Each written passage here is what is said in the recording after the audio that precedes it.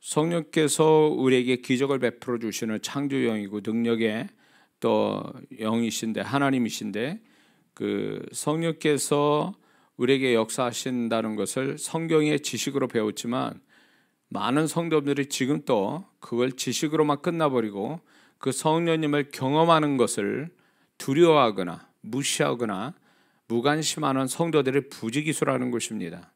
그러면 신앙이 뭘로 유지되냐? 이게 우리가 예수 그리스도를 닮고 또 우리가 정말 능력 있는 그리스도인이 되기 위해서는 보혜사 성령님의 도움이 필요하고 그분의 능력으로 덧입혀져야 되는데 성령님을 의지하지 않고 자신의 선한 성품, 종교적 어떤 습관, 어떤 지식 이런 어떤 것으로 신앙을 유지하고 그걸로 뭔가 이루어가려고 하는데 이게 무모하다는 것입니다. 어느 시점 가면 본인이 알아요. 자기의 죄성이 더 이상 뛰어넘을 수 없고 그 이상을 넘어갈 수 없고 그래서 그 자리에서 맴돌고 더 이상 발전이 없다는 걸 알아요. 이제 그런 자기 무기력함을 느끼면 그때부터 성령님의 간절을 찾고 성령님을 의지하는 법을 배워서 성령님과 모든 것을 그 성령님의 도우심을 받아서 이제 새로운 세계, 신앙의 어떤 새로운 세계, 영의 세계를 경험하는 것이 이게 마땅하고 그렇게 돼야 버전이 올라가야 되는데 그렇게 안 한다라는 거예요. 성도들은 어느 시점 가보면 어느 한계가 딱 보여요. 자기 성품, 선한 성품이나 의지가 어느 한계가 돼서 더 이상 발전이 없다는 걸 알면서도 그거를 계속 그거를 이제 커버하기 위해서 위선과 어떤 거짓과 그다음에 또 자기 스스로 막 속이는 거죠. 자기는 그럴싸한 성도라고 그렇게 해가지고 이제 행위로서 신앙생활을 하는 것에 만족합니다. 그리고 성도끼리 서로 칭찬해주고 존중해주고 뭐 이렇게 합니다. 그러나 사실 그 성도의 내면에서는 이미 자기가 벌써 어느 시점에서 딱 정지돼서 더 이상 발전 없고 이렇게 자기 내면은 여전히 부패하고 그리고 연약하고 하나님 보시기에도 부끄러운 이런 모습들을 가지고 산다는 걸 본인은 알아요. 그러나 그걸 어떻게 처리해야 어떻게 극복이 될지 모른다는 거죠. 그것을 극복하기 위해서 교회 다니고 예배드리고 기도를 합니다. 그런 어떻게 보면 영적 행위를 가지고 커버하려고 하지만 사실은 그건 자기의 어떤 영적 열심 가지고는 안 된다 그 얘기예요. 그래서 성령님을 의지해서 성령님을 통해서 같이 뛰어넘는 새로운 세계를 경험하는 것이 이게 마땅한데 이 성령님에 대해서 잘 모른다 그거예요. 성경에서 아는 단편적인 지식 가지고 성령님을 알 수가 없다라는 거죠. 그리고 이제 이게 이제 성령님을 경험하는 데 있어서 많은 성도분들이 이거를 잘못 배웠거나 아니면 트라우마가 있다든가 잘못된 사역자를 통해서 성령님을 아예 무시해버리고 그냥 성령님의 어떤 역사에 대해서 성령님의 어떤 교통 어떤 그분의 이제 임재 이런 거를 얘기하면 아주 이상하게 생각하는 그런 어떤 성도들이 너무 많이 있다라는 것입니다. 그러니까 신앙이 어떤 영적인 어떤 이기는 신앙, 영적 승리를 가져오는 신앙도 아니요, 또 영적 체험을 하는 신앙도 아니라 그냥 문자적으로 성경 읽고 기억하고 착한 성품 가지고 교회 다니는 거, 이게 전부라는 거예요. 교회 어떤 신앙이 전부가 돼버린 거예요. 그러니까 이런 성도는 기적을 본다는 건 아예 꿈도 못 꿉니다. 꿈을 못 꿔요. 그러니까 신앙이라는 게 결국 어떻게 보면 그게 자기의 선한 성품과 영적 행위 플러스에서 그게 모든 것이라고 생각하는 거죠. 그러나 성경은 무수히 기적을 나타내고 인간의 계산을 초월한 역사들이 계속 그게 성경에서 나타나는데 그거는 옛날 이야기로 듣고 있는 겁니다. 그러나 말씀은 어제나 오늘나 동일하고 그 말씀을 믿는 자는 상황만 다를 뿐 그 역사는 그대로 우리에게 이루어지는 거거든요. 하나님은 어제나 오늘나 동일하신 분이니까. 근데 우리에게 스스로가 자기의 핸디캡, 영적인 핸디캡이 있으니까 그거를 커버하기 위해서 소위 말해서 그런 부분들을 무시해버리거나 무시해야 하든가 아니면 자기 인간적인 논리로 다 그거를 안 믿는 거죠. 그런 식으로 해서 해야 마음이 편하니까. 만약에 그런 거를 다 수용하게 되면 자기는 안 되니까 그런 부분에 대해서 굉장히 낙심을 하게 되는 거죠. 그러나 분명히 이거를 누가 제대로 가르쳐 주지도 않고 어설프게 이상한 데서 경험하고 배우다 보니까 이게 정말 이상하게 돼버리니까 이게 위험하구나, 이런 신앙으로 갔다면 위험하구나, 이런 식으로 치우쳐가지고 아예 그쪽으로는 쳐다보지도 않고 그런 쪽으로는 이상한 어떤 색안경 끼고 바라보는, 이게 오늘 한국 교회의 모습이죠. 그러니까 성도분들이 이제 계산을 뛰어넘는 신앙, 그러니까 성령님을 통해서 예수님 안에 계셨던 그 성령님이 예수님을 결국 십자가에 모든 걸 다 완성시키신 그 성령님의 어떤 그 보혜사 성령님의 도우심 받아서 예수님의 사역을 다 이루신 것처럼, 우리에게도 그 성령님의 동일하게 예수님 안에서 역사하신 것처럼 우리에게 역사해서 그 성령님의 능력 가지고 영적 승리도 가지고 기적을 경험하고 그분과 소통하는, 그분의 흐름 따라 가버리는 이런 어떤 것들을 경험시키려고 하는데, 이런 것들을 전혀 감지를 못한다라는 겁니다. 그러니까 자기가 그냥 선한 성품과 종교적 습관으로, 그냥 영적인 습관과 행위로 그게 신앙을 대체하고 있는 거죠. 그것만 신앙이냐는 거예요. 그것만. 그게 전부입니까? 아니잖아요, 신앙이. 그렇기 때문에 이 부분은 저는 이제 제가 목요응답교회 때부터 한 작년 코로나부터 해서, 코로나 생겨가지고 작년 1월부터 발음에 대해서부터 시작돼가지고 지금까지 제가 이런 유튜브 사람들이 많아지기 때문에 거기에 맞춰서 제가 그런 주제 가지고 설계한 게 아니에요. 그런 메시지 전한 게 아니라, 너무나 제가 19년 사역을 하면서 바깥에 성령 사역을 하면서도 얼마나 많은 성도들이 두 부류예요. 무지하든가 아니면 잘못 알고 있거나, 이런 두 부류의 성도들로 인해서 성령님이 오해받고 또 하나님의 그런 어떤 역사들을 경험하지 못하는 성도들이 너무 많은 거예요. 제가 19년 동안 현장에 나와서 집회를 하다 보니까 그런 성도들이 너무 많아요. 제대로 교육받고 제대로 그것을 알아서 정말 그분의 능력을, 그분의 축복을, 기적을 경험하는 성도들이 그렇게 많지 않다, 그거예요. 그래서 제가 일종의 제 사명감처럼 누가 뭐래든 간에 그런 이야기, 제가 사역 속에서 또 배웠고 깨달아지고 성령님이 가르쳐 주신 것들을 정리해서 가르친 게 지금까지 온 거예요. 근데 오늘 이제 우리가 이제 나누어질 이 부분은 굉장히 중요하고, 이 이야기를 하기 전에 제가 경험했던 게, 제가 어느 목회자 모임에 초청을 받아서 가게 됐습니다. 가게 됐는데, 거기서 이제 그분들이 이제 제가 성령 사역을 하는 자고 메시지와 성령 사역을 하는 사역자니까 그걸 알고 저를 초청했는데, 그분들은 그때 당시 이제 찬양을 부르는데 성령에 관한 찬양을 막 부르기 시작하는 거예요. 시리즈로 이 메들리로 찬양을 막 힘있게 부르는데, 갑자기 제가 그 옆자리, 그러니까 사이드에 앉았단 말이에요. 이렇게 정면으로 보는 게 아니라 이 옆에서 제가 앉아서 있었는데, 그분들이 찬양을 부를 때 제가 그때 영안이 열렸어요. 성령께서 영안을 열어 딱 보게 하셨는데, 그분이 성령에 대해서 찬양을 막 부르기 시작하니까 위에서부터 성령께서 임하시는데, 이게 안개와 같이 불안개처럼, 불구름처럼, 옅은 구름처럼 위에서 성령께서 위에서부터 임하기 시작하는 거예요. 그 찬양하는데. 그래서 사람마다 이제 임하시려고 하는데, 제가 그때 뭘 광경을 봤냐면, 이게 성령께서 임하시면 이게 그 사람 속에 머리로 들어가든 어깨로 들어가든 마음으로 들어가든 이 가슴으로 들어가든 배로 들어가든 성령의 임재가 불이 그렇게 각각 사람마다 위치가 다르게 들어가는 게 보여야 정상인데, 임하시는데 그 머리 위에 있거나 어깨 위까지 있는데 더 이상 진행이 안 되는 거예요, 성령의 임재가. 근데 이제 이상하다, 저기 성령께서 불로 임하시는데 왜 저분들이 찬양 부른 정작 당사자인 저분들한테 임하지를 않느냐는 거예요. 나한테는 임하고 있는데, 나는 찬양 부르지도 않는 데서 내게서 임하고 있는데 왜 저분들은 임하지 않느냐는 거죠. 근데 이제 그때 이제 제가 깨달은 게 뭐였냐면, 그분들은 찬양을 부르지만 성령님의 사모하고 그 성령님의 오시기를 찬양하지만, 찬송가부터 찬양까지만 메들리로 찬양 부르지만, 그분들은 성령님이 거기에 와 계신 걸 믿지 않은 분들이에요. 믿었으면 그분들이 그 감각이 열려서 그 믿음을 가질 때, 그 성령님에 대한 믿음을 가질 때 그 영적인 감각이 열려서 성령께서 실제로 역사하시거든요. 그 믿음을 가진 자에게 역사하시거든요. 열린 마음을 가지고 있는 그 성도에게 역사를 하시거든요. 들어가시거든요. 그 임재하시거든요. 근데 임재를 안 하시는 거예요. 왜? 그분들은 찬양 부르지만 안타깝게도 믿지 않은 거예요.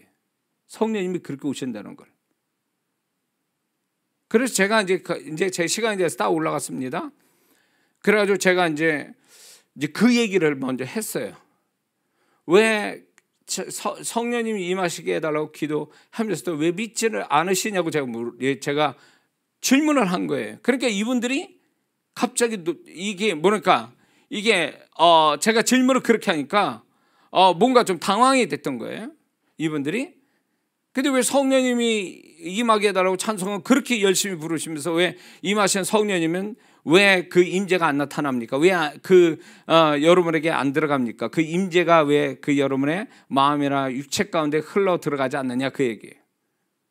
그래서 제가 이제 그렇게 하면서 그거는 그분에 대해서 믿지 않았다는 거예요.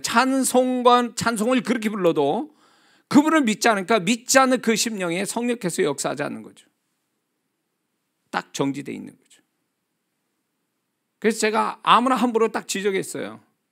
지적해가지고, 자, 지금 여기에 이제 성령님이 와 계시는데 여러분이 찬양을 부르고 그렇게 성령님 사모하고 기도했으니까 그분이 진짜로 여기 와 계시고 저희 영화를 통해서 저를 보게 하셨으니까 그분은 와 계시니까 그냥 계세요. 그냥 가만히 계시고 제가 얘기한 대로 마음을 열고 기다리세요. 그랬더니 이분이 딱 기다리고 있는데 그 성령의 임재가 비로소 그분에게 들어가기 시작하는 거예요.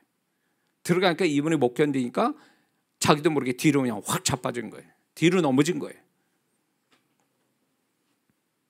이게 뭘 얘기할까? 근데 정말 제가 이게 성령 집회하는데 이런 데 가끔가다 이렇게 가보게 되면 큰 집회 같은데도 이렇게 어쩔 수 없이 이제 갈 때가 있어요. 제가 집회도 제가 하지만 초청받아 가든가 아니면 또 이렇게 관계가 있어서 참석하기도 하고 이렇게 보면은 문제는 뭐냐면 이제 그게 영 안에 열린 사람과 모르는 사람의 차이겠죠. 열심히 찬양합니다. 임재가 오는 찬양을 막 불러요. 그건 사실 부르기 위해서 부르는 게 아니라 성령의 임재를 구하는 찬양을 하는 거거든요. 근데 그렇게 하니까 위에서부터 성령의 임재가 내려오기 시작해요. 쫙 내려오는데 이제 그 강단부터 이제 임재가 덮이기 시작하는데 이분들이 믿질 않는 거예요. 찬양 인도하는 사람도 안 믿는 거예요. 이게 감각이 있어야 되는데 믿지 않으니까 감각이 안 열리죠. 그러니까 모르는 거예요. 그분이 임재하고 계셔도 모르는 거예요. 모르니까 모르는 상태에서 하는 거죠. 임재를 경험하면 그런 식으로 진행을 안 시키거든요. 멘트도 그렇게 하면 안 되는 거거든요, 사실은. 근데 임재가 왔음에도 불구하고 그걸 믿지 않으니까 열린 마음도 없고 열린 마음이 없으니까 임재가 영적 감각이 없으니까 그냥 자기들이 원하는 혼의 어떤 준비된 것만 쫙 하고 마는 거죠. 그러니까 성령의 임재가 임하시다가 사라져버린 거예요. 이게 오늘날 한국교회에 성령님이 역사하신다고 그렇게 말하고 찬양하면서도 성령님을 무시하는 이 모습은 한두 번 본 게 아니에요. 그렇다고 해서 누구나 다 이렇게 영 안에 열려서 보라는 얘기는 안 해요. 근데 문제는 뭐냐면 믿지 않는다라는 거예요. 그분은 부르기는 거지 그분이 실제로 부르시며 오신다라는 거, 그분이 기꺼이 기쁜 마음으로 우리 가운데 오셔서 우리를 마음과 육체를 사로잡고 그래서 뭔가 그분의 역사를 일으키기 위해서 그분이 활동하신다라는 것을 믿지 않는 거예요.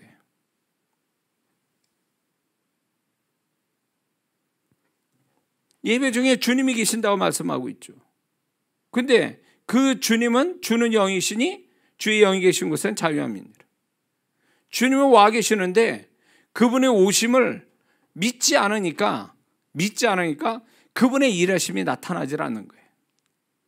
믿음의 문제예요. 이거는 누가 더 신령하냐의 문제가 아니에요. 약속을 믿었으면 그 믿음으로써 사모하고 열린 마음이 있어야 되는데 믿지 않은 거예요. 믿지 않으니까 그분이 분명히 저같이 영안이 열린 사람이 딱 볼 때는 이미 그분이 와 계시고 이제 역사를 하려고 그랬는데 사람들의 마음을 닫아놓고 있고 딴 데 정신이 팔려가 있고 이 마음을 열지 않으니까 감각이 안 열려 있으니까 성령께서 와 계시다가 사라지는 거예요. 어느 시점에서. 그런 식이에요. 그런 식이라고. 찬양을 불러도 그 찬양 가운데 성령의 임재가 오고 계시는데 그분이 임재해서 우리를 덮이고 그분의 성령께서 임재하셔서 주님 거로 우리의 심령을 이끌어가고 주님의 것을 부어주시려고 사역을 하려고 하는데 안 믿어요. 그냥 부르기 위해서 부르는 거고 하기 위해서 하는 것 뿐이에요. 그러니까 그것이 믿지 않음이 결국은 그분을 무시하는 결과가 되어버린 거예요. 존중하지 않은 거예요. 응? 저는 제가 순복음교회 목사 아니에요. 그러나 제가 조윤기 목사님 책을 오래 한 50년 지나간 책이에요. 거기에 이제 그 소책자에서 제가 그분이 사역자들한테 가르쳤던 내용을 짧게 이렇게 쓴 책이 있습니다. 거기에서 그분이 아는 분들은 알 거예요. 그분은 성령님이 항상 모든 것에 함께 하신다 해서 강대상 또 성령님이 임하시는 그 자리를 만들어 드리고 자기 목양실에도 이렇게 그거는 어떻게 보면 우습기도 하지만 그 조영기 목사님이 성령님에 대한 어떤 예우, 어떤 그분을 존중하는 마음이 그 정도였다라는 것 때문에 그분이 쓰는 데마다 성령의 임재가 강하고 그분의 임재가 워낙 강해서 그 현장에 덮고 거기에 역사가 막 기적 같은 일들이 굉장히 많이 일어난 것이 그냥이 아니라는 거예요. 그게 은사 차원으로 되는 게 아니란 말이에요. 그 은사 가지고 되는 게 아니라 그 목사님의 어떤 성령님에 대한 어떤 이해도 이것이 그때 당시에 다른 사역자보다 뛰어나고 그것이 성령님이 바랬던 모습이었기 때문에 그분이 기꺼이 그 현장에 그 목사님과 함께 그 현장을 덮고 있었던 거죠. 그게 오늘날 굉장히 중요한데 이거를 어떻게 됐냐면 지금 성령님을 하나의 놀이나 아니면 능력 차원에서만 얘기하거나 아니면 그 성령님을 그냥 무시해버리거나 이런 식의 어떤 잘못된 것으로 인해서 성령님이 진정으로 존중받지 못하는 그렇기 때문에 역사가 안 일어나는 거죠. 그분은 우리에게 기적을 베푸시려고 굉장히 예수님이 우리의 구원을 이루시기 위해서 십자가에서 모든 걸 다 우리를 위해 주셨듯이 성령님도 우리를 위해서 모든 거 그분이 가지신 능력을 다 베풀어서 우리에게 축복하려고 지금 이제 예수님의 또 다른 보혜사 성령님이 우리 가운데 계심에도 불구하고 우리는 그분의 능력을 경험하지 못한 이유는 그분을 잘못 알고 있는 데서 시작된 거예요. 그분을 믿지 않는 데서. 꼭 예수님이 육체로 오실 때에 대제사장과 서기관 잘났다고 하는 그런 종교적으로 수준이 있던 사람들이 예수님을 무시한 것과 똑같은 그런 형태죠. 그래서 이 영적인 어떤 이런 부분들을 제가 이제 무식한 사람들만이 그냥 열정이 있고 무식한 사람만이 경험하는 것이 아니라는 거예요, 신앙이. 그래서 이것을 체계화시키고 많은 성도들이 이해시켜서 성령님을 알고 성령님의 세계, 은사의 세계나 영의 세계를 이렇게 원리적으로 알아서 경험시키기 위해서 제가 지금 이 시리즈 말씀을 계속 하고 있는 거죠, 지금. 그래서 많은 분들이 이것을 도움받았다고 하는 분들이 참 많이 제가 듣습니다. 그게 제 사역을, 그러니까 제가 이렇게 하게 되는 어떤 목적을 이루었다라고 저는 보는 거예요. 그런 면에서.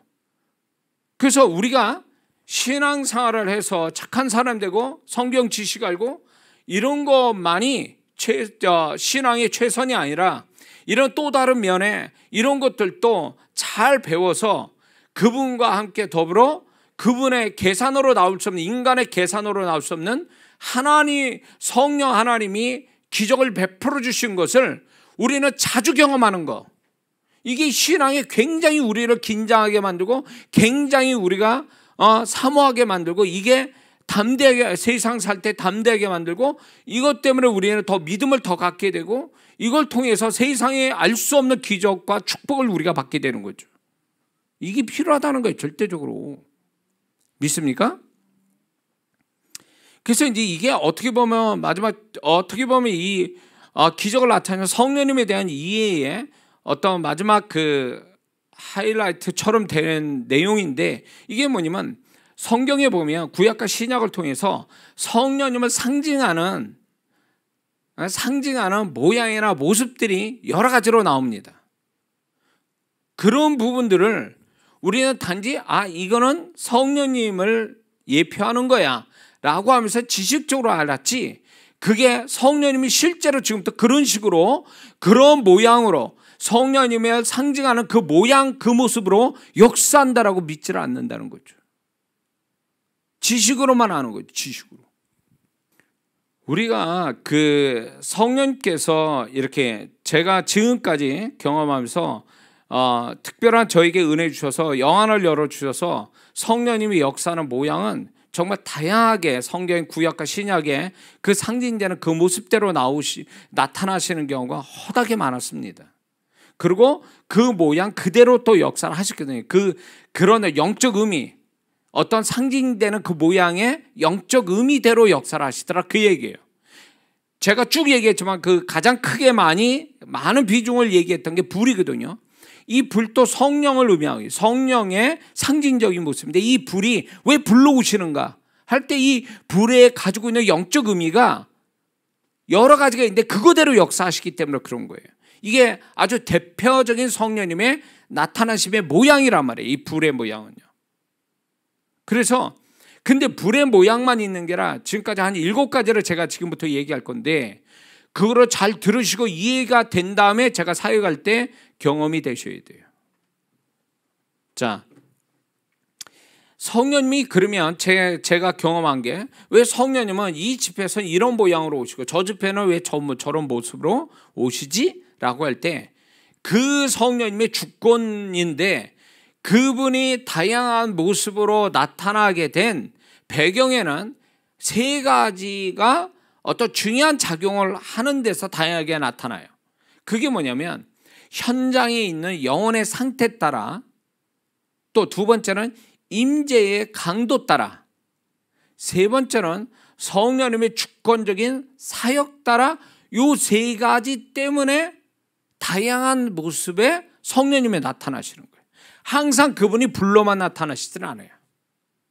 그게 대표적이지만 항상 불로만 나타나시지 않고 어디에서는 기름 모양으로 나타나시고 어디에서는 바람 모양으로 나타나시고, 이런 어떤 그분의 나타남의 모양이, 그 성령님을 상징하는 그 모양과 모습이 다르게 나타난 이유는 바로 여기 이 3가지 요소 때문에 그렇다라는 것을 여러분이 알고 계셔야 될 줄 믿습니다. 그래서 성령님께서 이렇게 지금부터 얘기하는 한 7가지의 모습으로, 대표적으로 7가지 모습으로 현장에, 우리가 주님을 찾는 그 현장에 나타나는데, 우리가 기도하거나 예배드리거나 찬양하거나 이런 영적인 모임을 갖는 그런 교제 속에서도 성령님이 이렇게 7가지 모양으로 나타나는데, 이 7가지 모양은 굉장히 우리한테 축복된 어떤 모습으로 나타나시는 거예요. 근데 그 의미가 다르다라는 거죠. 불로 나타나실 때와 물로 나타나실 때 달라요. 불로서는 우리가 뜨거움을 느끼지만 물로서는 시원함을 느끼거든요. 그러니까 이게 우리가 일반적인 어떤 속성 그대로의 어떤 성령님이 그런 속성대로 나타나시죠. 영적인 속성을 나타내신다는 거, 여러분들이 먼저 이걸 아셔야 됩니다. 그렇다면 첫 번째는 성령께서 불의 모양으로, 불의 모습으로 나타나는 경우가 이제 대표적으로 있습니다. 그래서 이걸 성경의 근거로 찾자면 출애굽기 3장 2절에 보면 모세의 어떤 호렙산에서 하나님 만날 때 여호와의 사자가 떨기나무 가운데로부터 나오는 불꽃 안에서 그에게 나타나신지라, 그가 보니 떨기나무에 불이 붙어서나 그 떨기나무가 사라지지 아니하는지라. 그러면서 하나님의 임재가 불로서 이렇게 여기서 나타나고 있죠. 뿐만 아니라 출애굽기 24장 17절에도 산 위에 여호와의 영광이 이스라엘 자손의 눈에 맹렬한 불같이 보였다, 이렇게 표현하고 있습니다. 그 불 자체가 성령의 임재를 나타내죠. 그 다음에 출애굽기 19장 18절에도 보면 시내산의 연기가 자욱하니 여호와께서 불 가운데서 거기 강림하시니라. 이 불 가운데, 그게 실제의 불이 아니라 성령의 임재, 성령의 모양이 불로 나타난 거죠. 그 다음에 이제 사도행전, 우리가 다 아는 사도행전 2장 2절에 3절을 보면 호련히 하늘로부터 급하고 강한 바람 같은 소리가 있어 그들의 앉는 온 집에 가득하며 마치 불의 혀처럼 갈라지는 것이 그들에게 보여 각 사람 위에 하나씩 임하여 있던 일을 했어요. 불의 혀처럼. 근데 저는 이거를 실제로 제가 집회 현장에서 많이 보거든요. 불의 혀처럼, 이 촛불 모양처럼 위에서 불이 오는데 촛불 모양의 그 조그만 불덩어리들이 사람 머리 위에 이렇게 임하는 걸 제가 자주 보게 돼요. 그러니까 성경에 이 사도행전 누가 기록하면서 누가 보았다라는 이 불의 혀가 이렇게 불 모양 이런 식으로도 있지만 불 덩어리 같은 형태도 있단 말이에요. 그러니까 이게 이해가 되는 거예요. 저는 영화 안에서 봤기 때문에.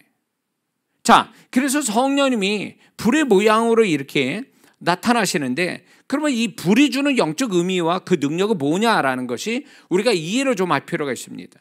그거는 첫 번째는 불은 소멸하는 능력을 가지고 있다는 거죠. 히브리서 12장 29절에 하나님은 소멸하는 불이심이라. 이 소멸을 한다는 것은 사단도 소멸케 하고 하나님도 소멸케 하셨는데 차원이 다른 게, 하나님의 소멸은 나쁜 것을 없애버리기 위한 소멸이고, 사단이 소멸케 하는 건 좋은 걸 없애버리는 거예요. 그러니까 같은 소멸인데도 하나님과 사단의 역사가 다른 거예요.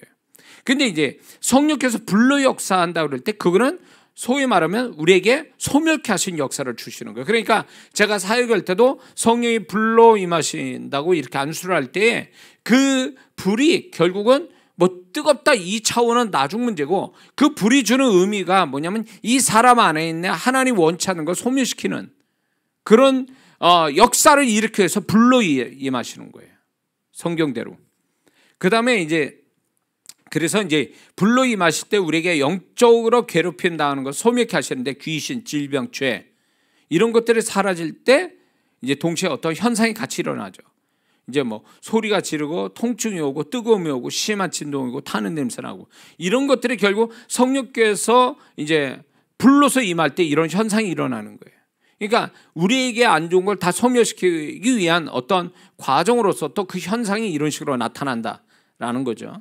자, 두 번째 불이 주는 영적인 의미와 능력은 뭐냐면 정결케 하는 능력입니다.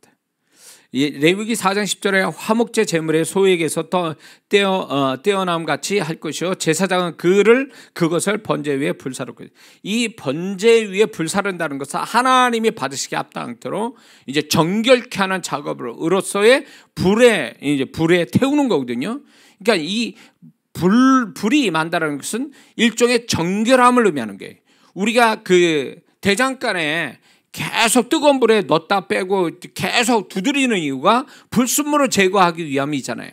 불에 센 불을 계속하면은 그 가지고 있는 금이나 은이나 철 같은 게 불순물이 다 빠지죠. 그 센 불로 인해서 그 불이 결국 무엇을 우리에게 주냐면 정결함을 주는 거예요. 그래서 성령의 불을 받았다라고 말한다면 뜨겁다 난리를 치는 그 현상이 전부가 아니라는 거예요. 정말 성령의 불을 받은 자는 정결함을 입는다는 거예요. 자기도 모르게 성령님의 불로서 정결함을 입어요. 생각이나 감정이나 어떤 삶에. 이게 성령의 불의 능력이에요. 그래서 처음에 성령께서 강하게 제 집회 가운데 임할 때 역사가 일어나니까 그 현상에 저도 많이 이렇게 제가 거기에 놀라기도 하지만 하다 보니까 이게 현상만큼의 어떤 긍정적 결과가 없는 거에 대해서 회의감을 가진 적이 많았어요. 근데 보니까 이게 성령의 불을 제대로 받지 않으니까 소위 이렇게 말하죠. 겉불과 속불이 있다. 그러니까 겉에 불 붙고 그 불이 속으로 들어가서 그 사람의 내면을 바꿔주는 그 불이 돼야 되는데, 불의 강도가 약하다 보니까 육체에서는 경험이 되는데 그 마음 깊은 곳에 가서 변화를 주지 못했다라는 얘기예요. 그래서 불을 받아도 세게 받아라는 이유가 세게 받아야 그 불이 강하게 그 사람 안에 깊이 들어와서 내면을 바꿔주는 이 불의 능력을 그대로 경험시킨다 그거예요. 근데 저는 이제 그게 계속 사모되면서 실제로 이렇게 10명을 하면 2~3명만 정말 센 불을 받아서 그 사람 내면까지 바꿔주는, 그래서 그 사람 안에 소멸케 하고 정결케 하는 역사가 일어나는 것을 간증을 통해서 듣고 그분들을 실제로 보거든요. 그 나머지 분들은 뭐냐, 불을 경험했지만 그 사람의 내면까지 불의 능력이 경험되기에는 약한 성령의 불을 경험하는 거죠.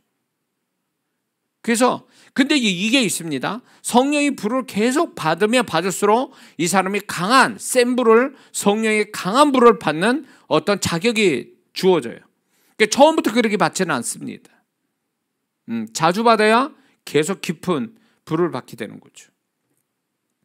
근데 이게요, 뭐 불을 받는데 뭐 어쩌냐 저쩌냐 이렇게 얘기하는 사람은 아예 모르면 가만히 있어야 되는데 이걸 뭐 아는 체계를 하는 분들이 많아요. 그러니까 저같이 영안을 열려서 보는 사람 앞에서는 얘기를 하지 말아야 되는 거예요. 공자 앞에 문자 쓰는 거거든요. 보고 얘기하라는 거야, 보고. 정말 실제로 내가 본 거를 같이 보면은 내가 그 이야기를 듣겠는데, 하나 보지도 못하고 감각도 없는 사람들이 자기 멋대로 성령님을 모독하는 일들을 벌려요. 그러니까 소위 말해서 내 능력 가지고 하는 게 아니거든요. 성령님이 임하셔서 역사하고 있는데 그 성령님이 역사를 모독하는 거예요. 그게 하나님으로부터 왔다는 걸 알면서도, 그게 성령으로부터 왔다는 걸 알면서도 그걸 모독하고 있어요. 사역자로 모독하는 거는 그냥 뭐 몰라서 그럴 수도 있다지만 분명 그 역사가 성령님의 역사인데도 불구하고 그거를, 성령님의 역사를 무시하거나 모독하는 건 굉장히 위험한 죄거든요. 근데 그러면 가만히 있어야 되는데 그거를 아는 채에다가 죄를 범하는 사람이 하도 많다는 거죠. 예? 잘난 척하느냐고. 그런 사람 많아요. 예? 가만히 있는 게 죄 짓지 않고 있는 거예요. 괜히 그런 거 잘못 말해가지고 성령에 모독하는 일이 생겨서는 안 되거든요. 자기가 경험 안 된다고 그게 무시돼야 되는 거예요. 경험한 사람은 아무것도 아니고 경험 안 하고 옆에서 알지도 못하는 걸 얘기하는 사람이 똑똑한 것 같고 그 사람이 성령님을 아는 것 같냐? 절대 그렇지 않아요. 근데 이런 죄를 너무 많이 좀 안다는 사람들이 한국 이렇게 그런 분들이 참 많아서 문제인 거예요. 자, 정결케 하기 때문에 이제 성령께서 이제 불로 임하시면 우리를 정결하기 위해서 생각이나 악한 습관, 악한 감정 이런 것들이 사라지는 걸 경험하게 됩니다. 그래서 그 마약 중독, 알코올 중독 이런 분들이 이제 제가 이제 그 관련된 책들을 해외에 이런 어떤 성령 임재, 성령 불 받고 뭐 이런 분들이 또 특히 이제 방언 받고 이런 분들이 이제 간증을 이렇게 보면요, 사람의 힘으로 끊을 수 없는 중독, 이 중독도 성령의 불을 받아서 중독이 끊어지는,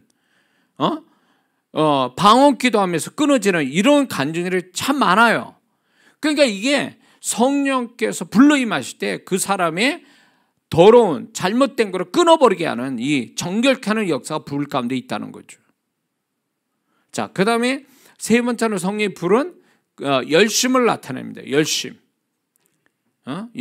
초대교회 성도들의 120명 성도가 불 받아가지고 뒤집어져가지고 튀어나가죠. 예수님을 증거하는 그 열심이 그냥 뭐 다 잊어버리고 그 열심 가지고 튀어나가지 않습니까? 그 열심. 그리고 초대교회가 만들어지고 그 120명 성도로 시작된 그 초대교회의 그 교회의 모습이 얼마나 아름다웠습니까? 그게 이제 하나님에 향한 열심, 영혼을 구원하고자 하는 열심, 서로 살아가는 데 열심, 이런 것들이 결국은 이제 성령의 불받은 자의 모습이거든요. 이게. 자, 그 다음에 이제 네 번째는 성령의 불은 담대함을 가져다 준다는 것입니다. 담대함. 이걸 가져다 주는데, 이제 사도행전 2장 5장에 가보면 계속 그들이 이제 120명 성도들이 두려움을 버리고 이제 예수님을 증거하는, 그 어떻게 보면 진짜 잡혀서 죽을 수도 있어요.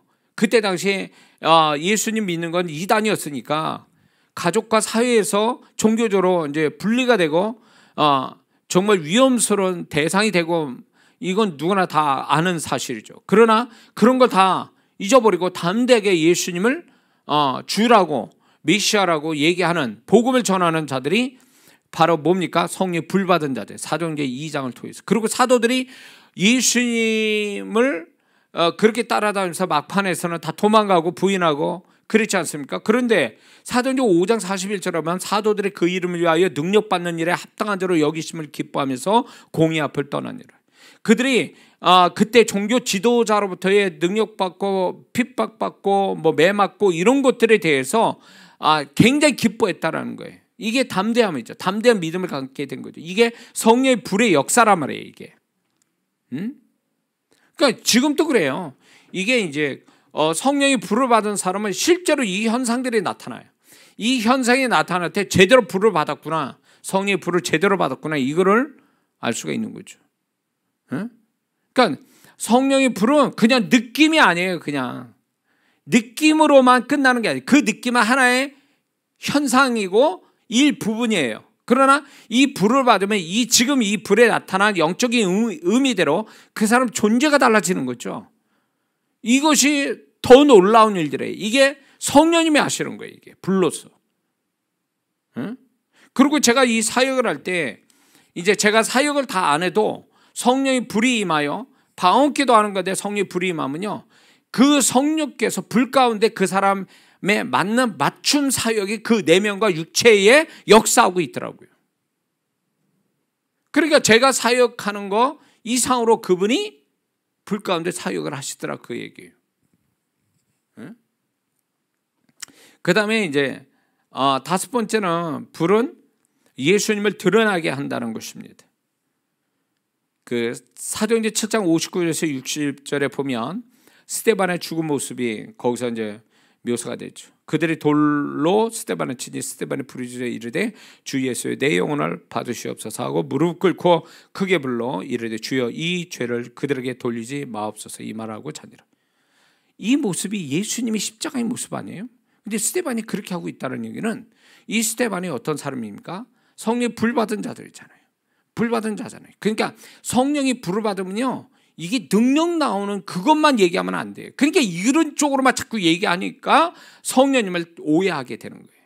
성령님의 최종적인 가장 큰 사역은 뭡니까? 예수 그리스도를 드러내시는 거예요.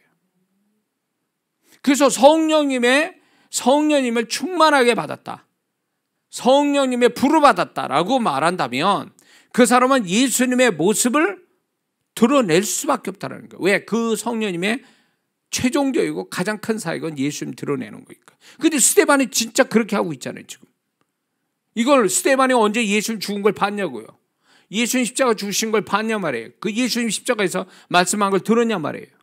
그럼에도 불구하고 스데반이 마지막 순간에 얘기하는 건 예수님이 하셨던 그 말씀을 하고 있는 거예요. 그러니까 이 스데반은 정말 불받은 자의 진짜 모습이라는 거죠. 죽음 앞에서도 예수님이 드러나니까. 그렇죠? 자, 여섯 번째는 다섯 번째까지 하고 이제 그게 성령의 불의 내용을 얘기합니다. 그런데 이제 우리가 여기서 알아야 될 게 뭐냐면, 불이 오는 위치가 있어요. 그 성령의 불이 임하시는데 사람마다 각각 불이 임하는 위치가 달라요.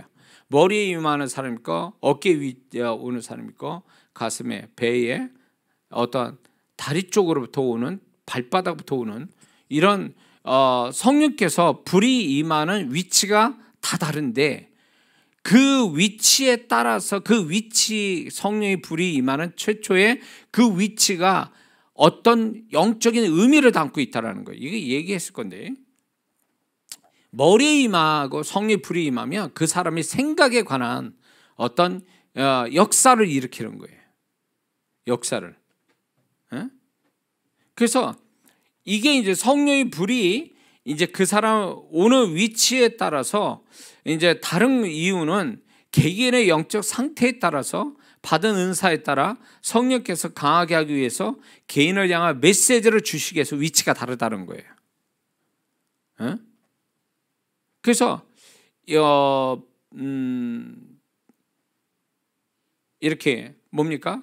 이제 머리, 이제 가슴에 이렇게 어깨 쪽으로 오는 사람들은, 그 어깨에 오는 사람은 어떤 그 사람이 가지고 있는 인생의 어떤 짐이나 어떤 문제나 이런 거를 해결해 주시기 위한 상징적으로 어깨에 이제 성령의 불이 임하고 역사를 해요. 가슴 쪽에를 불이 오는 것은 그 사람의 내면에 관한 그런 것들을 고치시기 위해서 가슴에 불이 임하는 경우가 많고요. 손이 뜨거운 건 신유로 나타나기도 하고, 신유, 발바닥은 어떤 전도의 능력, 사명, 또 입술이 뜨거워지는 것은 이제 어떤 입술의 권세, 예언, 그다음에 이제 아까 얘기했지만 어깨에 오는 것, 그거는 권위의 회복, 이런 것들이 실제로 경험이 된다는 거죠. 그러니까 이거는 성령께서 가르쳐 주시기 때문에 그러하는 거지, 우리가 이제 많은 분들이, 저도 몰랐죠. 그러나 제가 이제 경험하면서 성령께서 이런 거 하나하나를 가르쳐 주시고, 또 실제로 그런 성도들을 볼 때마다 그 결과가 맞구나, 이게 그거였구나, 이렇게 이제 이해가 되는 거죠. 그럼 많은 성도분들이 성령께서 어디에서 역사를 하는데 모르면 아닌지 모르겠어요, 이런 분들이 있거든요. 그러면 그분의 모든 걸 좀 어느 정도 알면 그냥 왜 그 성령의 불이 그쪽으로 오는지를 이해할 수 있는 거죠. 자,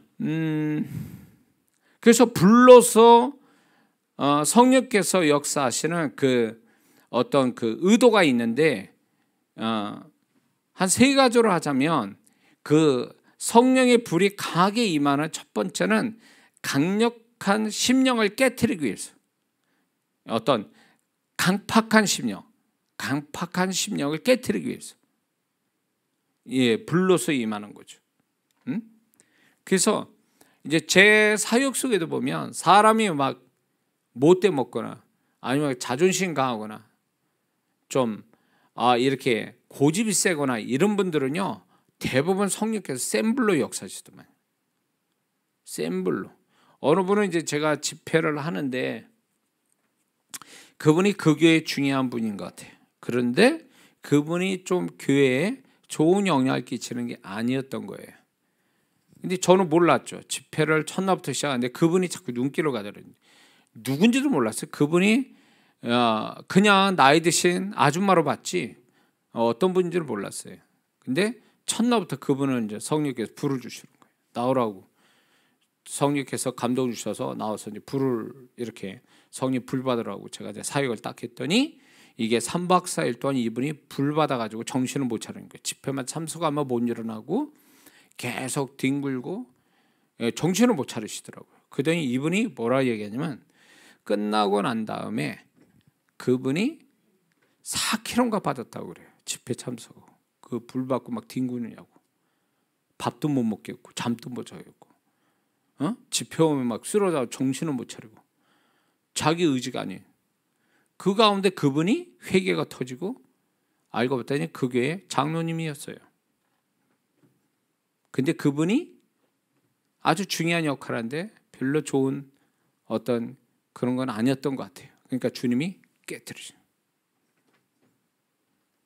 저는 이제 그런 사역들이 이제 많았으니까, 그러니까 이게 이제 가장 속전속결로 심령을 깨뜨리고 변화주고 기적을 나타내는데 성령의 불의 역사가 제일 강력하더라고요.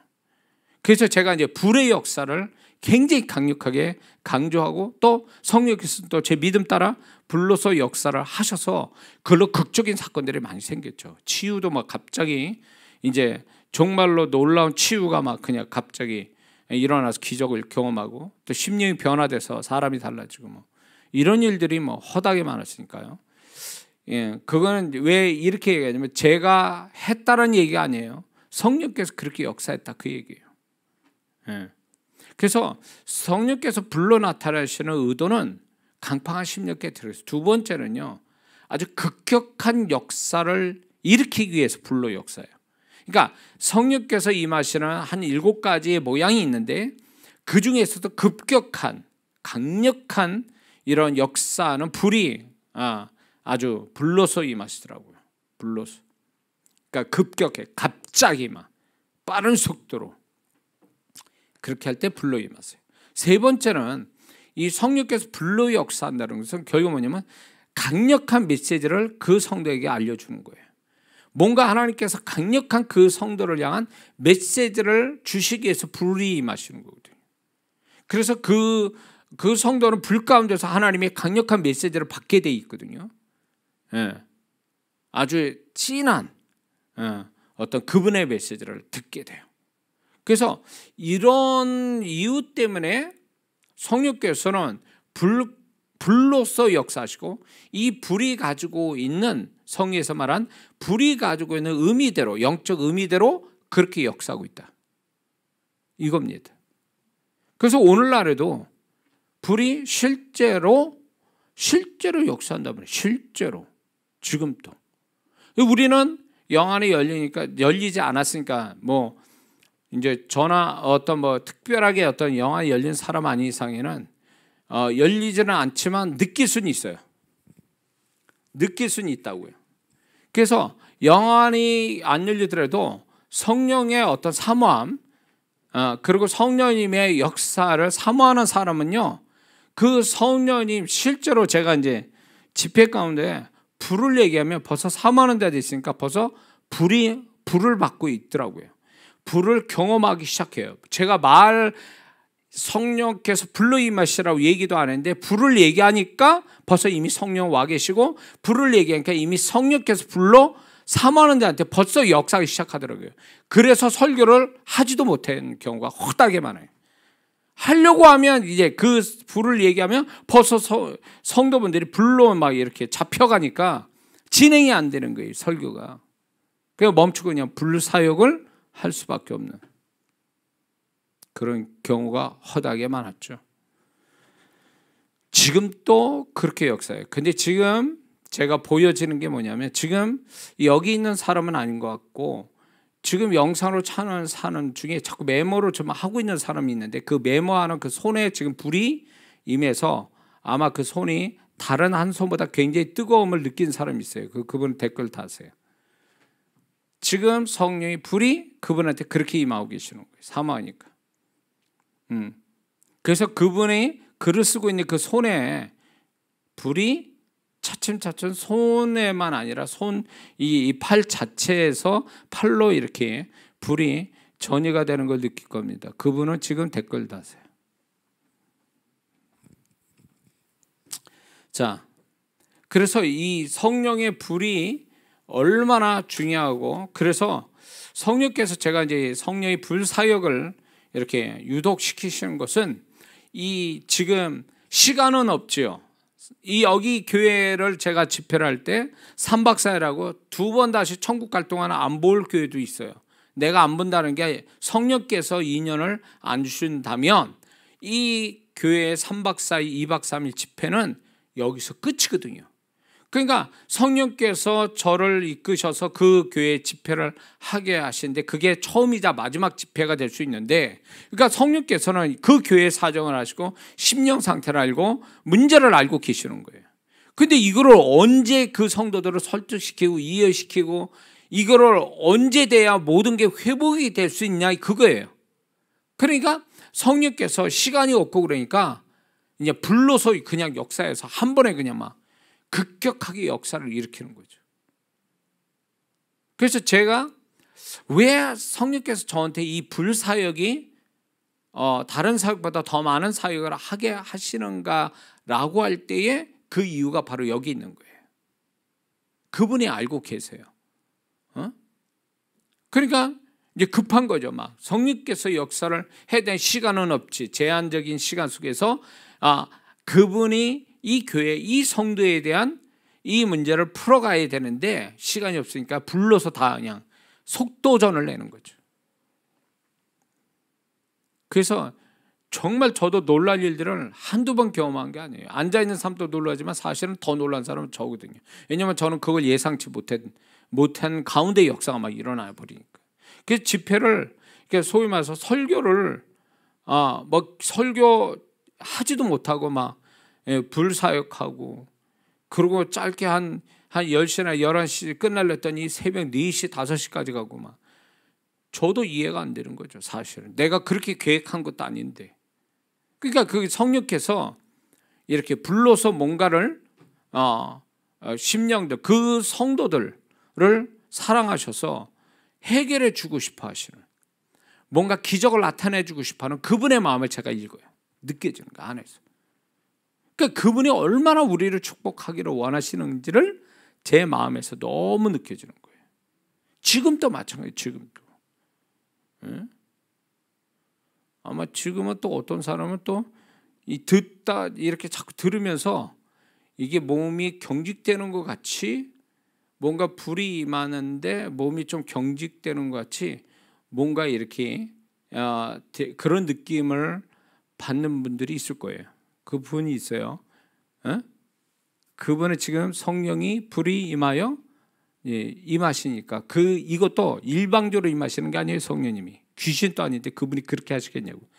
그 정도로 그 성도가 사모하니까, 열린 마음으로 사모하다 듣다가 이해되니까 그게 믿음이 돼서 사모하고 열리니까 성령께서 아시고 역사하시는 거죠. 그래서 지금 이제 그런 어떤 힘이 뻗치는, 경직되듯이 힘이 뻗치는 현상을 지금 경험하는 성도가 있어요, 지금.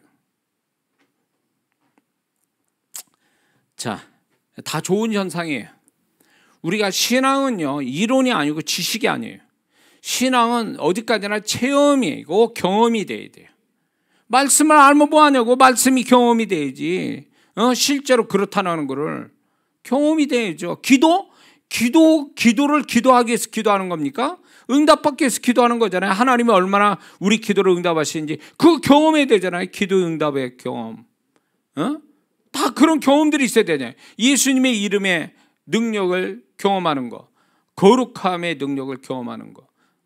이런 어떤 신앙은 이 경험이 같이 가야 신앙이 힘있고 그게 능력 있는 신앙이지, 이론만 있어, 머리에 지식만 있어, 그게 무슨 신앙이에요 그게?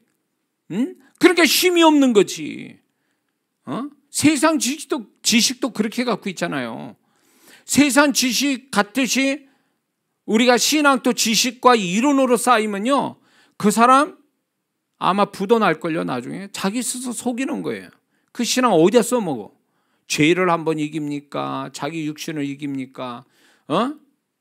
그렇다 하나님을 경험합니까? 말씀의 능력 경험하는 게 없는 거예요. 그런데 경험도 안 되는 신앙을 이론만 가지고 자기는 다 안다처럼 하는 것은 굉장히 위험한 신앙이죠.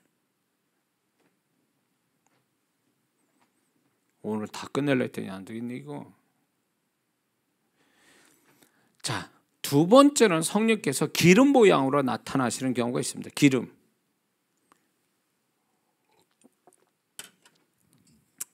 자, 누가복음 4장 18절에 예수님에 대하여 주의 성령이 내게 임하셨으니 이는 가난한 자에게 복음을 전하게 하시려고 내게 기름을 부으시고.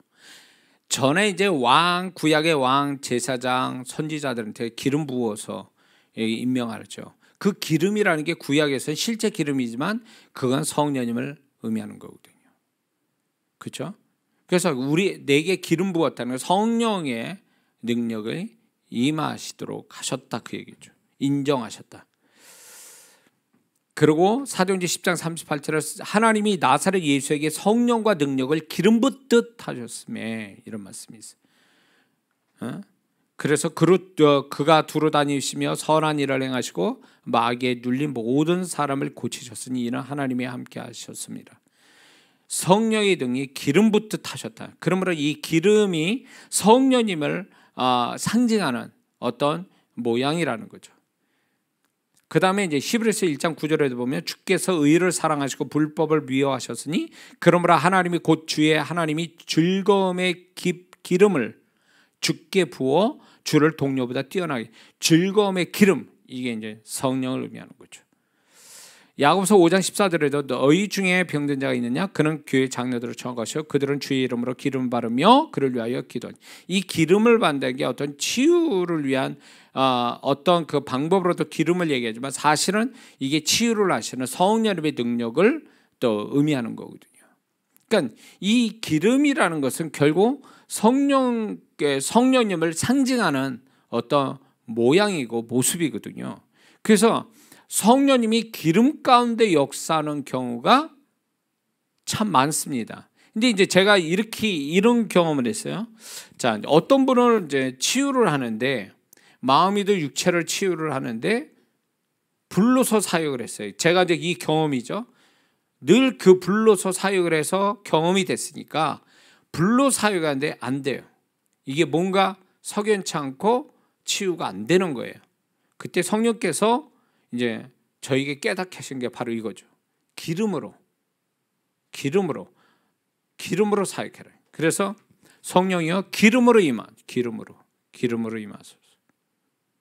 근데 기름으로 임하소서니까 불로 임할 땐 뜨겁다라고 통증을 느끼는데 기름으로 임하시게 해달라고 하니까 통증이 아니라 부드러움, 어떤 그 통증이 없는 어떤 그 느낌 있잖아요. 좋은 느낌. 이런 거를 통해서 치유로 받는 걸 제가 경험했습니다. 초창기 때. 그래서 이게 치유가 불로서만 치유되는 게 아니라 불로서 안 될 때 기름으로 치유하는 사역이 있구나. 그래서 이제 제가 성령님 기름으로 임하셔서 치유하옵소서 이렇게도 하지만 사실 사역 현장에 전에는 제가 이제 기도를 이렇게 제가 이제 그 기름을 샀는데 그 외국에 있는 기름을 기도해서 파는 기름이 있습니다. 사역을 위해서 이렇게 파는 그 조그만 기름이 있더라고요. 그거를 제가 사서 기도해서 기름 바르면서 기도를 한 적도 있거든요. 같이 실제 기름과 함께 성령의 기름으로 오셔서 치유받게 해달라고 이렇게 사역한 적도 있습니다. 성경대로. 그러면 기름은 무엇을 의미하느냐라고 할 때 부드럽게 하는 능력,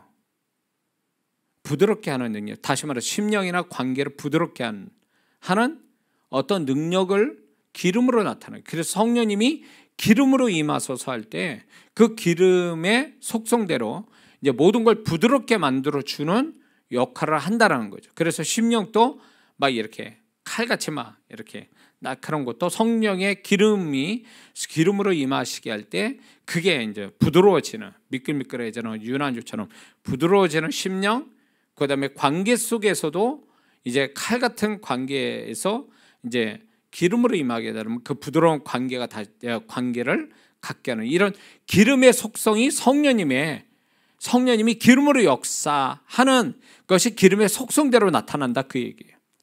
그 다음에 이제 기름으로는 치유의 능력을 나타냅니다. 구약에도 그렇고 신약에도 그렇고 기름을 치유로 하는데 사용이 되죠. 이 기름이 그것처럼 영적으로도 마음의 상처나 육체적인 질병이 있는 사람들한테 이 성령의 기름으로 역사하게 하려면 그분이 실제로 또 기름으로 치유가 되는 경우가 많습니다.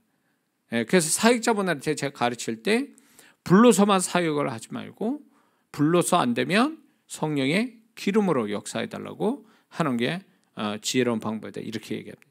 그래서 이 기름은 치유하는 능력을 가져다 준다. 세 번째는 이 기름은 권위를 의미합니다.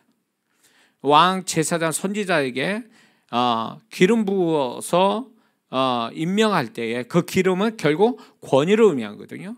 그래서 이렇게 뭡니까?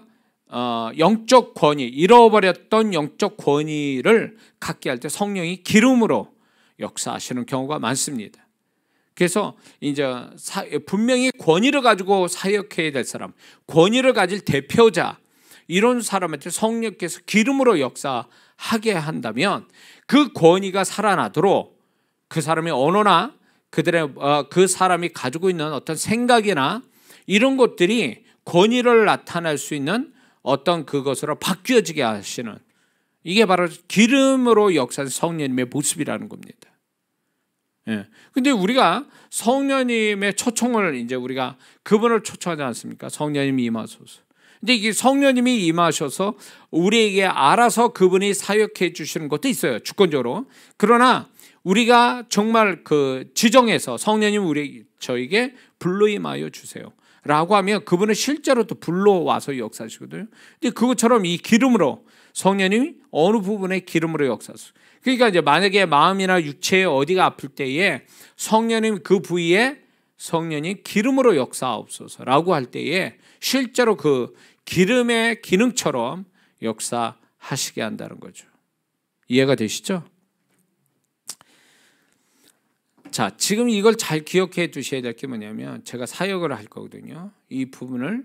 그래서 지금 이게 듣다가 지금 막 이게 믿어지고 그 다음에 이게 이제 이해가 되고 사모가 돼서 이따 사역 받을 때 그분들이 이제 경험이 될 건데, 경험되면 댓글을 올리세요.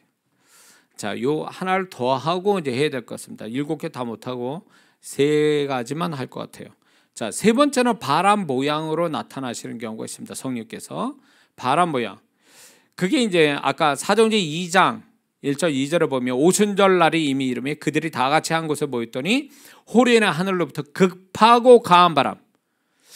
급하고 강한 바람. 이게 성령께서 바람으로 나타나시고 그 다음에 불로 또 나타나시죠. 그러니까 성령께서는 바람으로, 갑자기 급한 바람으로 임하시는 경우가 있다라는 것입니다. 근데 성령께서 바람도요, 급한 바람이 있고 훈훈한 바람이 있고 서늘한 바람이 있고 시원한 바람, 이런 바람의 형태도 달라요. 제가 사역을 지금까지 집회하면서 경험한 거예요. 최초로 제가 성령의 바람을 느낀 게 군대에 있을 때, 제가 이제 군대에 있어서 이제 쫄병 때 이제 주일날 교회를 오랜만에 간 거예요. 쫄병 교회 못 간단 말이죠. 갔다가 걸리면 좀 직살하게 맞는 건데, 이제 그때 이제 좀 신앙이 있어가지고 교회를 갔어요. 교회를 가서 예배를 딱 드리는데 겨울이었는데 거기가 이제 이렇게 우풍이 세니까 다 막았어요. 다 막아가지고 나무 난로를 큰 거를 놔가지고 그냥 들어가면 훈훈한 거야, 막 그냥. 그런 가운데 군대 교회에서 예배를 드린 거예요. 예배를 드리는 제가 중간쯤 앉아 있는데 갑자기 예배 중간쯤에 무슨 현상이 왔냐? 어디서 시원한 바람이 들어오는 거예요. 이게 추운 바람이 아니라 시원한 바람이 들어. 이상하다. 이게 안은 공기가 굉장히 훈훈하고 이 난로 때문에 좀 뜨겁다라는 바람이 돌고 있는데, 그리고 우풍이 있어가지고 다 막아놨는데 어디서 바람이 들어오냐는 거예요. 근데 저는 분명히 그때 경험했거든요. 이게 시원한 바람, 아주 이렇게 이게 좀 살짝 느낄 수 있는 시원한 바람이 들어오는 거예요. 그래서 그때 이제 제가 성령의 바람을 느끼면서 그때 그 예배가 기분 좋은 어떤 예배를 드렸던 기억이 있어요. 그 후로 제가 이제 집회를 이렇게 나가면서 집회를 하는 가운데 이게 바람으로 역사하는 이런 경우가 참 많이 있었습니다. 바람으로 역사하는.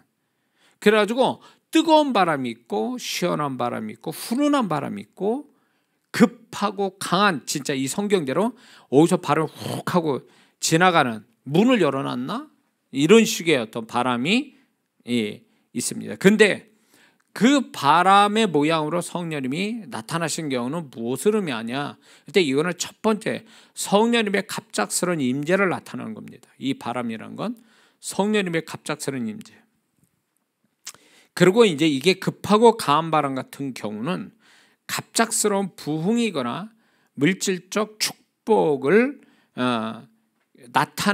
나타나는 경우에 성령이 급하고 강한 바람이 나타납니다. 이거를 이제 근거를 찾자면 민수기 11장 31절에 바람이 여호와께서 나와 바다에서부터 메추라기를 보라. 진영 곁 이쪽 저쪽 곧 진영 사방으로 각기 하루길 되는 지면이 두 깊이쯤에 내린지라. 뭐가? 메추라기가 바람을 불게 해서, 바람이 여호와로부터 나와서 이렇게 말씀하거든요. 그러니까 성령께서 바람으로 표현하는데 그 바람이 결국 뭘 가져오냐면 어떤 부흥이나 물질 축복, 그리고 문제 해결되거나 막혔던 게 풀어지고 어떤 새로운 축복의 흐름이 생길 때 이 바람의 역사가 나타나더라고요. 그래서 이게 성령께서 이 바람이라는 게 단순히 그냥 그분의 아무 뜻도 없이 하시는 게 아니라 그분의 나타나심의 모양이 그 안에 영적 의미가 굉장히 포함되어 있다는 거죠. 능력과 의미가 포함되어 있다. 근데 이제 바람도 급하고, 여기 오순절에 급하고 강한 바람이 결국 사람을 뒤집어 놓잖아요. 그러니까 성령께서, 예수님께서 내가 불을 던지러 왔노니 이 불을 붙으면 무엇을 더 원하려. 그러면서 성령의 불이 오면서 사람이 변하는데, 그 이전은 뭐냐면 성령의 바람이, 급하고 강한 바람이 그들에게 휘몰아쳤다라는 거죠. 그러니까 성령께서 바람으로 역사하는 것은 굉장한 어떤 축복스러운 어떤 계시적인 어떤 모습을 나타내는 경우가 허다하다는 거죠. 그 바람이 분 다음에 뭐 사람이 뒤집어지거나 문제가 해결되거나 어떤 막혔던 게 뭔가 풀어졌다든가 뭐 이런 역사들, 또 특히 이제 이렇게 구약의 이런 출애굽기 이런 사건을 통해서 어떤 특별히 또 재정적 축복 같은 거, 이런 거 할 때 성령의 바람을 많이 느낀다고 그 경험했다라고 얘기하는 거죠. 그러니까 다 이게 임상에서 나온 거예요. 이론이 아니고. 그리고 이제 이게 이제 바람 모양에 나타나시는 또 하나 뭐냐면 강한 능력이나 강한 축기 현상을 일으킬 때에 바람으로 나타나신 경우가 많거든요. 축기. 이거는 제가 이제 실제 경험한 건데, 이제 예배당 안에 이제 제가 이제 이렇게 보면 제가 최초로 본 거는, 제가 이제 평택 교회에 있을 때 제가 주일날 예배에 주일 예배를 위해서 제가 제일 먼저 오거든요. 제일 먼저 와서 이제 이것저것 다 준비를 합니다. 기도도 하고 이렇게 하는데 영화를 확 열렸어요. 근데 열렸는데 뭘 봤냐면 저 벽에 원숭이 같기도 하고 어떤 사람 형태는 아니고 짐승 형태처럼 딱 붙어 있고, 그리고 매선 공중에 떠다니고 있어요. 그게 깜짝 놀랐죠. 그런데 그게 뭘 의미하냐 할 때, 얘네들이 악한 귀신이 저 형태, 시커먼 짐승 같은 형태로서 성도가 오기 전에 먼저 와서 진을 치고 있구나. 이게 딱 느껴진 거예요. 그래서 제가 그때 강단에 여기 이렇게 서서 이제 방언기도 하면서 축기를 한 거죠.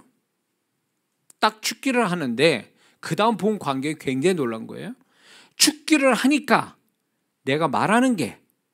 제가 말하는 것이 바람이 돼서 얘네들이 그 바람 강풍에 뜯겨져 나가지 않으려고 뻗은기다가 결국 그 말을 계속 반복하니까 그 짐승같이 생긴 어떤 시커먼 것들이 결국 제가 계속 말한 것이 바람이 돼서 드디어 나가더라, 그거예요, 바깥으로. 이건 제가 본 영화에서 본 실상이에요. 근데 지금 이렇게 어떤 지금 또 축기를 하거나 어떤 뭘 할 때에 보여지는 환상 중에, 하나님이 보여주는 환상 중에 하나가 뭐냐면 바람에서 사라진다는, 바람이 나가서 그 바람에 밀려서 사라져버리는 이런 경험을 하게 되는 거죠. 그래서 이게 이 바람이 어떤 강한 성령의 능력이거나 아니면 축기 현상 할 때 나타나는 어떤 성령의 어떤 모습이구나, 이런 거를 알게 된다는 거죠. 그래서 이걸 보면서 하나님께서 우리에게 이제 성령의 이런 어떤 지금 성령의 시대 아닙니까?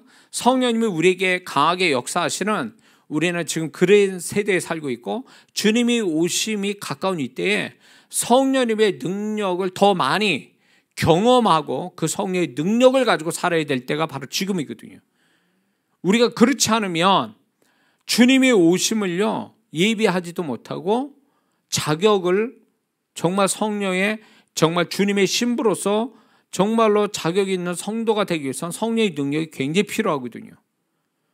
근데 이제 오해하지 말아야 될 것은, 성령님을 제가 이런 경험적인 어떤 이런 말씀과 함께 이런 의미를 가지고 역사한다니까 성령님을 하나의 어떤 현상, 능력 이런 쪽으로 해석하면 큰일 난다는 거죠. 결국 이것은 성령님의 존재, 성령님과의 어떤 교통, 그분은 인격적으로 나를 인격적으로 대우하시고 나도 그분을 인격적으로 이렇게 교통하면서 그분의 어떤 현상을 이해하는 게 기본이 그게 돼야지, 이거는 성령님의 존재에 대한 어떤 인격적인 그분의 존재에 대한 예우 없이 이런 현상에다만 자꾸 매달리게 되면 이상한 신앙이 되고 마는 거예요. 결국 성령님은 우리에게 결국은 이런 체험들, 성령님이 어떤 분인가를 자세히 알면 알수록 그게 우리의 영적인 지식이 이해를 주고 지식을 갖게 되면 우리가 더 그분을 알수록 그분을 더 존중하고 그분과 함께 더불어 이렇게 인격적인 소통을 가지고 신앙생활을 할 수 있는 사람이 되는 거거든요. 궁극적인 그거예요. 그러니까는 우리가 단지 어떤 체험적인 것을 위해서 성령님을 아는 게 아니라 그 성령님의 능력을 이런 능력적으로만 보는 게 아니라 그 이전에 성령님의 존재를 이해하고 존중하는 법, 그리고 그분과 소통해서 그분과 같이 하나가 되는 것, 이런 것들이 결국 우리한테 우선이 되어야 되는 신앙이 되어야 될 필요가 있다는 거죠. 이해가 되십니까? 이게 안 되면요 신앙이 이상하게 됩니다. 맨날 봤다 들었다 이런 사람 많거든요. 보았네, 들었네, 체험했네 이런 식으로만 하다 보니까 이 사람은 말씀도 없고 거기에다가 성령님에 대한 존중함도 없고 매일 이런 식으로만 보았네, 들었네, 체험했네 이런 걸로만 얘기를 해버리니까 사람이 이게 정상이 아닌 것처럼 보이는 거예요. 우리가 신앙사를 성령께서 이렇게도 역사하시지만 사실은 그분이 우리를 존중하시고 우리는 일상의 삶을 같이 살면서 그게 이제 이런 성령님을 체험하고 아는 이것이 조화와 균형을 가지고 신앙사를 해야 되는 거거든요.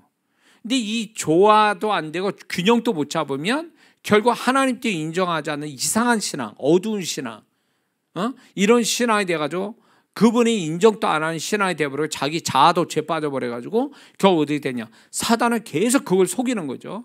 혼미케 하고 그리고 그 사람에게 미혹해 하는 영이 역사해서 계속 체험을 줍니다. 그런 사람 가끔가다 봐요. 체험을 줘요. 이렇게 체험을 주는데 제가 영분별을 딱 해보면 그 사람 가짜예요. 속은 거예요.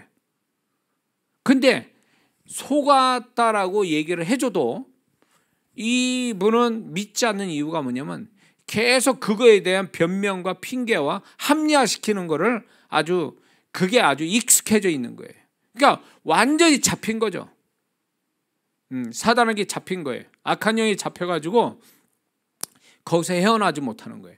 그러니까 정말 이게 뭐가 중요한 거냐, 뭐가 중요한 부분이고 뭐가 줄기고 뭐가 가지냐, 이거로 구분을 못하는 거예요. 그러니까 성령님을 우리가 알 때에 가장 중심되는 줄기되는 부분을 잘 알아야 돼요. 그분은 인격적인 인격을 가지신 분이고 제가 처음에도 얘기했지만 그분의 그 인격과 그분의 존재를 이해하는 거, 그 다음에 그분과 소통하는 거, 이런 것들이 전제가 돼서 그 다음에 가지와 같은 이런 성령님을 체험하는 것이 이게 조화와 균형을 잡는 건데, 이 줄기 같은 내용은 다 빼버리고 결국 성령님을 통해서 우리가 주님처럼 주님을 닮아가고 주님과 연합되어지는 이런 과정이 최종적인 우리가 가져야 신앙의 모습이고 성령님이 그걸 위해서 우리에게 오시고 역사하시는 건데, 줄기는 없고 가지만 있는 이런 어떤 모습으로 있다 보면 그게 신앙이 잘못될 확률이 높다라는 것을 우리가 잊지 말아야 될 줄 믿습니다. 자, 그러므로 우리는 이 세 가지의 성령님의 모습이 있다는 걸 잊지 마시고, 여러분들 제 바람은 한 번에 다 하려고 했는데 그게 안 되고 다음 다음 목요일에 또 해야 되는 상황이 됐네요. 자, 여기까지 마치겠습니다. 기도하겠습니다.